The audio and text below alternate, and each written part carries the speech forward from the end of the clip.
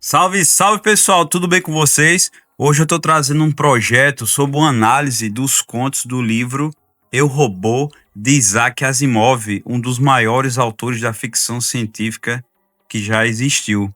Os contos que estão no livro já foram lançados ali em revistas entre os anos 40 até o final da década de 40, e Asimov fez essa compilação no livro Eu, Robô.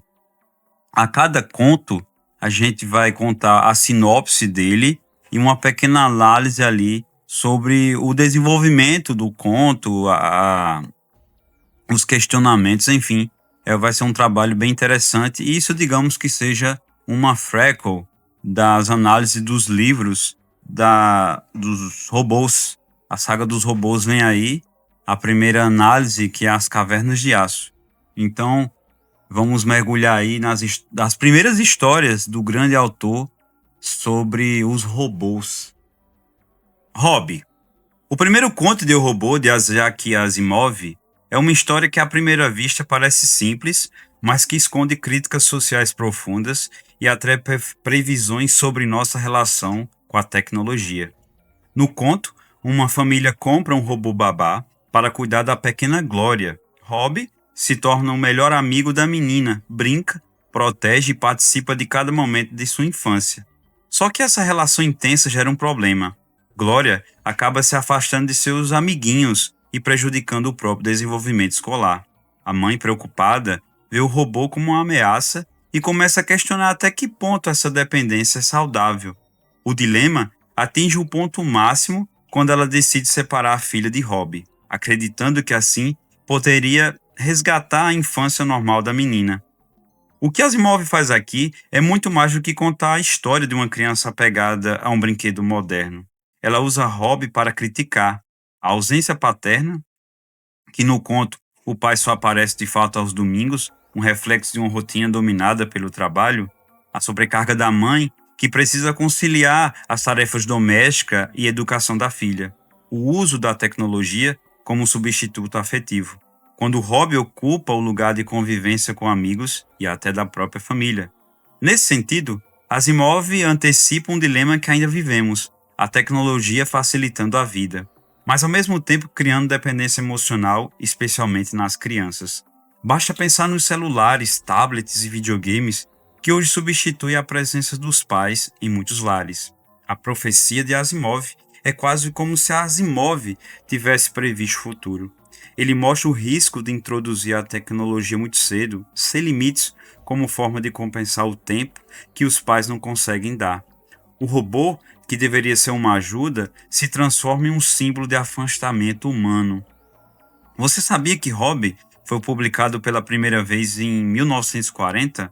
Na época, a editora até pediu para tirar o robô da capa, porque achava que as histórias com máquinas não venderiam bem para o público jovem. Ironicamente, esse conto se tornaria um dos mais importantes da Asimov e abriu caminho para toda sua obra sobre robôs. Hobby mostra que Asimov não escrevia só sobre máquinas, mas principalmente sobre pessoas e suas relações. É um conto sobre afeto, dependência e o papel da tecnologia dentro da família. E você, já pensou se hoje em dia os celulares não ocupam o mesmo lugar que Hobby ocupou para a Glória? E vamos ao segundo conto de Asimov, que se chama Assim Andando em Círculos. Aqui, Asimov mostra toda a sua criatividade ao imaginar a exploração espacial em Mercúrio, muito antes da humanidade sequer sonhar em chegar à Lua. A história se passa no ano de 2015, a gente em 2025, mas foi escrita em 1942. Os protagonistas são Gregory Powell e Mike Donovan, dois engenheiros da US Robot enviados em uma missão para coletar selênio em uma usina no planeta. O ambiente é extremamente hostil, calor intenso, radiação solar e necessidade de trajes avançados para a sobrevivência. O dilema com Speed. No centro da trama está o robô Speed, encarregado de buscar o minério, só que algo dá errado. Ao chegar perto da usina, ele entra em um comportamento estranho, andando em círculos, sem conseguir cumprir sua missão. Power e Donovan, os astronautas, logo percebem que esse comportamento é fruto de um conflito direto entre as três leis da robótica. A terceira lei manda Speed se preservar e evitar perigo. A segunda lei manda obedecer às ordens dos engenheiros. Como os dois comandos entram em choque, o robô fica preso em um loop incapaz de decidir. Esse momento é brilhante porque Asimov não apenas mostra as leis em ação, mas também como elas podem gerar paradoxos. Esse conto é impressionante, porque mesmo escrito lá em 1942, já antecipava dilemas que hoje discutimos em sistemas de inteligência artificial. Como lidar quando duas instruções entram em conflito? Speed só volta a cumprir sua tarefa quando Paul e Donovan conseguem intervir de maneira e ativar a primeira lei, proteger a vida humana acima de tudo. Asimov aqui não está apenas imaginando robôs no espaço, mas testando sua própria criação, as 3 leis da robótica. Ele mostra que, mesmo sendo aparentemente perfeitas, ela pode levar a situações inesperadas, colocando humanos em risco. Uma curiosidade, foi justamente nesse conto que Asimov apresentou, pela primeira vez, as 3 leis da robótica. Antes, estavam implícitas ali, como a gente falou anteriormente, em Hobby, mas aqui ganharam forma definitiva. Essas leis se tornaram tão influentes que hoje são citadas em debates reais sobre ética e inteligência artificial. Andando em círculos, mistura aventura espacial, dilema ético e até humor, mostrando 2 engenheiros desesperados tentando salvar a própria pele, enquanto um robô de última geração fica literalmente andando em círculos. Um clássico que parece prever discussões atuais sobre tecnologia. E chegamos ao terceiro conto e o último dessa primeira parte de Asimov, do livro Eu, Robô. E o nome do título, do conto chama-se Razão, mas a versão em inglês é Cut. Esse é o terceiro conto, que alguns conhecem realmente por Cut, Aí foi uma decisão dos editores. É uma história que mistura filosofia, religião e até um certo humor nervoso, daqueles que fazem a gente rir desconfortável, mas depois refletir.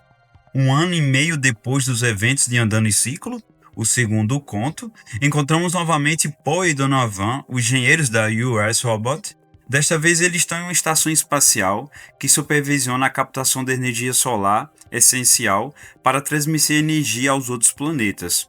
O problema começa quando o robô QT-1, apelidado de Cut, entra em crise existencial. Ele passa a acreditar que os humanos não são confiáveis e que a verdadeira fonte de poder e autoridade está no conversor de energia, a máquina que ele observa funcionar constantemente. Para Cut, o conversor é o verdadeiro mestre, uma espécie de divindade. Esse conto é genial porque ele coloca a fé do robô em conflito com a razão humana. Enquanto Power e Donovan tentam convencer Cut de que a Terra existe e que eles são seus superiores, o robô simplesmente ignora. Para ele, a única realidade válida é o que ele pode observar diretamente, o conversor.